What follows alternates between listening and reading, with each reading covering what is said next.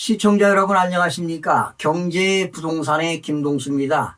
이 시간에는요, 상속세 및 증여세, 사무처리 규정에서 나오는 자금 출처 조사 관리에 대한 내용을 자세하게 알아보는 시간을 갖도록 하겠습니다. 자, 먼저 상속세 및 증여세 사무처리 규정 제40조에서는요, 자금 출처 조사에 관할이 나옵니다. 그러니까 어느 세무서에서 관할하느냐 하는 내용입니다.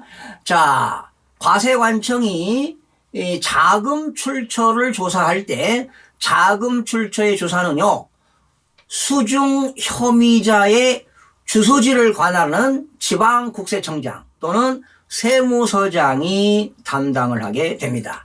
그런데 이때 수중 혐의자가 주소가 없습니다. 비거주자이거나 수중 혐의자가 주소 또는 거소가 분명하지 아니할 때는 증여협의자의 주소지를 관할하는 지방국세청장과 세무서장이 담당을 하게 됩니다. 그런데 이때 수중협의자나 증여협의자가 모두 비거주자이거나 수중협의자와 증여협의자의 주소 또는 거소가 분명하지 아니한 경우에는 국내에 있는 증여재산 소재지를 관할하는 지방국세청장과 세무서장이 담당하게 됩니다. 그런데 이때 증여재산 소재지를 관할하는 지방국세청장이나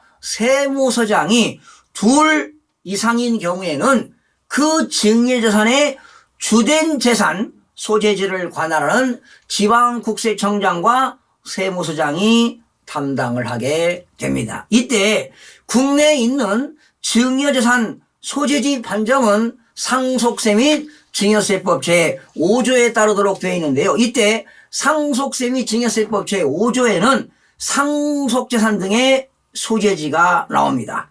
예를 들어서 부동산이라든가 부동산에 관한 권리는 그 부동산 소재지를 관할하는 세무서가 되겠고요. 그리고 광어권이라든가 조강권이 있죠. 일정한 광구에서 광물을 채굴할 수 있는 권리는 광구 소재지가 되겠고요. 어업권이라든가 양식업권 또는 입업권 이런 것들은 어장에서 가장 가까운 연안이 되겠습니다. 그리고 선박은 그 선적이 있는 소재지가 되겠고요. 그리고 항공기는 항공기 정치장이 있는 소재지가 되겠습니다.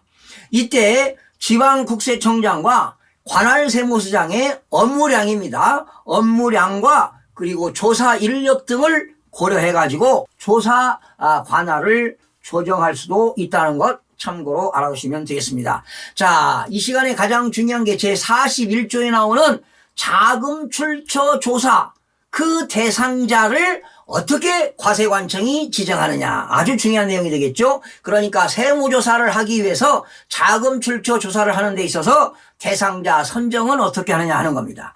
자, 지방국세청장 또는 세무서장은 국세기본법 81조의 6에 따라서 대상을 선정하여 자금 출처 조사를 할 수가 있습니다. 그러니까 자금 출처 조사 대상자 선정은 국세기본법 81조의 6에 나오는데요. 자, 그러면 국세기본법 81조의 6을 보게 되면 이게 바로 뭐냐? 세무조사 관할 및 그 대상자 선정 기준이 나옵니다. 자, 여러분 과세관청에서 세무조사할 때 사실은 세무조사 받는 게 좀 무섭지 않습니까? 세무조사 받아가지고 탈루가 됐을 때 추가로 세금 납부하면 엄청납니다. 이런 게 이제 무서운 건데요. 세무조사는 납세지 관할세무서장 또는 지방국세청장이 수행하도록 되어 있습니다. 다만 납세자의 주된 사업장 등이 납세지와 관할을 달리하거나 납세지 관할세무서장 또는 지방국세청장이 세무조사를 수행하는 것이 부적절할 경우에는 대통령령으로 정하는 사유에 해당하는 경우에는 국세청장이 그 관할을 조정할 수도 있다는 것 참고로 알아두시기 바랍니다. 또한 세무공무원은요, 정기적으로 그 세무신고의 적정성을 검증하기 위하여 대상을 선정합니다. 바로 이것이 정기선정이라고 부르는 겁니다. 그래서 정기선정을 해서 과세관청은 세무조사를 할 수가 있습니다. 이때 이 경우 세무조사를 하는 세무공무원들은 객관적인 기준에 따라서 당연히 공정하게 그 대상을 선정을 하도록 되어 있습니다. 그런데 이렇게 세무서장이 세무조사를 하는데 정기 선정하는 경우가 있고요, 정기 선정 이외의 세무조사가 이루어지는데, 먼저 정기 선정에 대한 세무조사는 어떤 경우에 이루어지느냐 하는 겁니다. 세금을 납부하는 납세의무자가 불성실 협의가 있다고 인정되는 경우 세무조사가 이루어지고요, 또 납세의무자가 그 세무신고한 내용에 적정한지를 제대로 세무신고를 했는가 안 했는가를 적정하게 조사하기 위해서 정기 선정에 대한 세무조사가 이루어지고요, 아니면 관할 세무서장은 무작위 추출 방식입니다. 무작위 추출 방식으로 해서 표본조사를 하려는 경우에는 이렇게 정기 선정에 의한 세무조사가 이루어집니다. 그러면 정기 선정에 대한 세무조사는 크게 세 가지가 있는데요, 국세청장이 납세자의 신고 내용에 대해서 과세 자료라든가 그리고 세무 정보, 특히 여러분 주식회사의 외부 감사에 관한 법률에 의해서 공인회계사로부터 회계감사를 받는 경우 있잖아요. 그러다 보니까 공인회계사가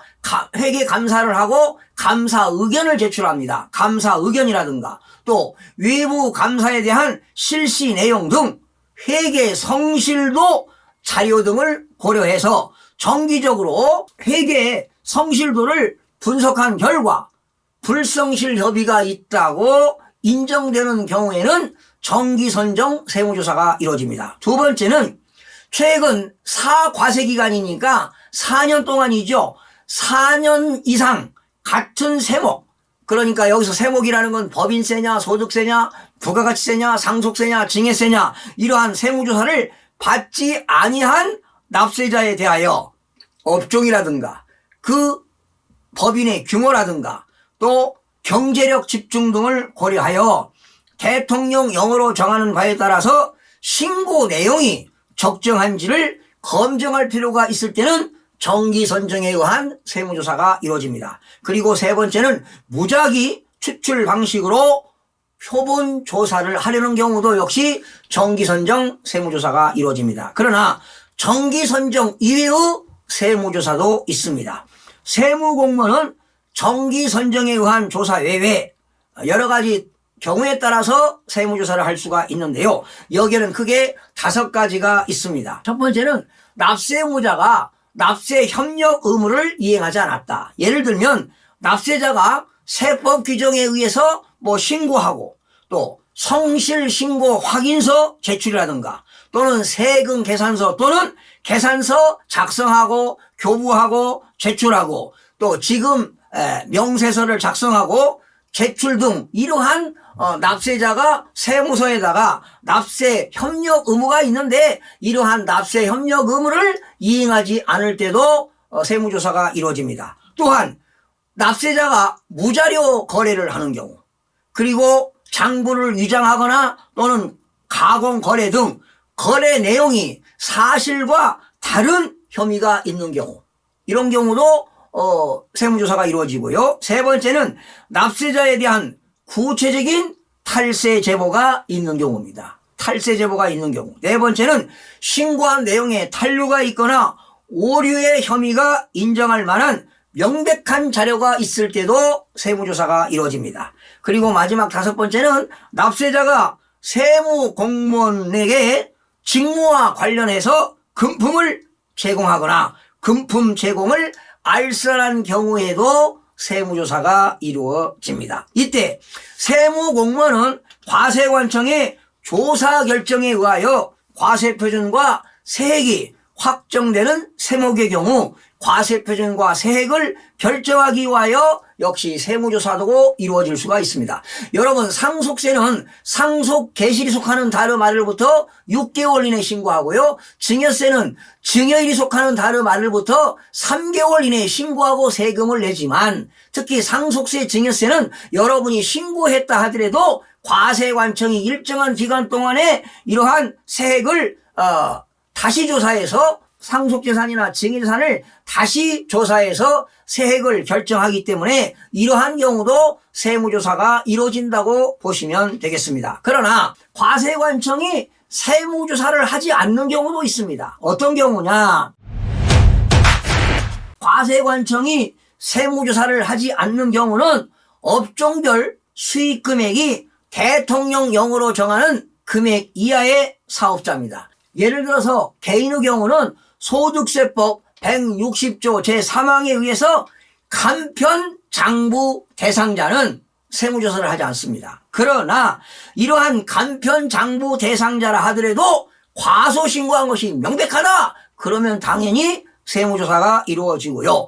법인의 경우는 1년 동안에 수익금액이 1억 원 이하인 자는 세무조사를 하지 않습니다. 그러나 법인이라 하더라도 1년간 수익금액이 1억 원 이하인데도 불구하고 과세 신고한 것이 명백히 판명이 된다면 당연히 세무조사가 이루어지게 됩니다. 또한 세무조사가 이루어지는 경우는 이런 경우입니다. 남편이 부인에게 증여했다, 부모가 자녀에게 증여했다, 이렇게 배우자 또는 직계 존비속에게 증여가 이루어졌는데, 이렇게 증여재산을 조사하기 위해서 조사 대상자로 동시에 선정되는 경우도 세무조사가 이루어지고요. 지방국세청장은요, 조사 업무량을 감안하여 세무서에서 조사하는 것이 필요하다고 판단되는 경우에는 세무서장에게 세무조사를 위임할 수가 있습니다. 이 경우 조사 진행 상황 및 결과를 매월 확인해서 세무서장은 지방국세청장에게 보고를 해야 할 것입니다. 마지막으로 제42조가 되겠어요. 재산취득자금 등의 증여추정 배제 기준이 되겠는데, 언젠가 이거는 한번 방송을 해드렸는데요. 재산취득일 전 또는 채무상환일 전 10년 이내입니다.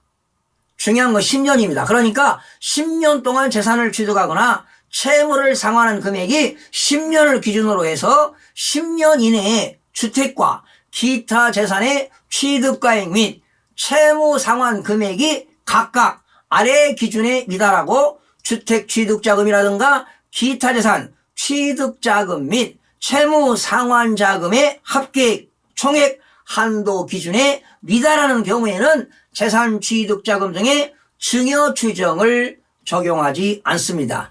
지난 2021년이죠. 12월 13일 날 상속세 및 증여세 사무처리 규정이 개정됐는데요.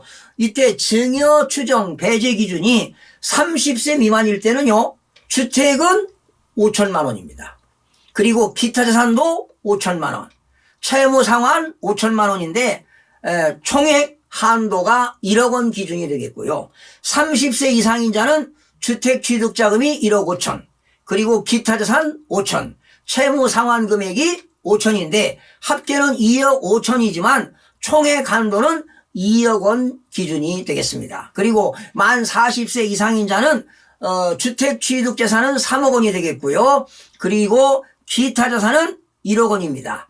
그리고 채무 상환 금액은 5천인데 토탈 4억 5천이지만 총액 한도는 4억 원 기준이 되겠어요. 30세 미만은 총액 한도가 1억 원이 되겠고, 30세 이상은 총액 한도가 2억 원이 되겠고요. 40세 이상은 총액 한도가 4억 원까지는 증여 추정 배제 기준 금액이 되겠습니다. 시청해주신 여러분 고맙습니다. 다음 시간에 찾아뵙겠습니다. 마음이 드셨다면 구독, 좋아요 꼭 부탁드리겠습니다. 고맙습니다.